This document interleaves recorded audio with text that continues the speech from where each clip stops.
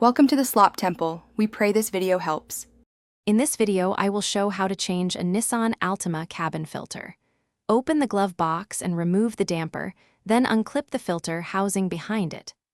I will guide you step by step through safe prep, which tools to use, and what to watch for when removing the old filter.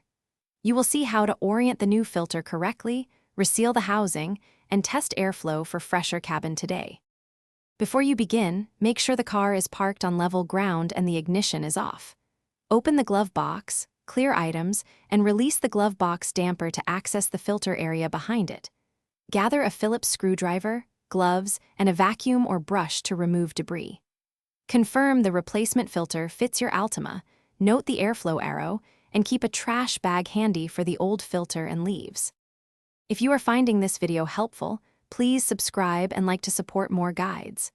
Quick recommendation: the Shark AI Ultra Robot Vacuum is a smart pick for keeping floors clean while you focus on car maintenance, and it even has voice control for hands-free use. It complements cabin care by trapping dust at home before it reaches your car.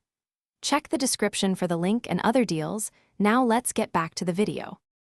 Carefully unclip the filter cover and slide the old filter out, holding it level to keep dirt contained. Compare orientation markings and install the new filter with the airflow arrow pointing inward toward the cabin, not outward. Reattach the cover securely, close the glove box, and reconnect the damper.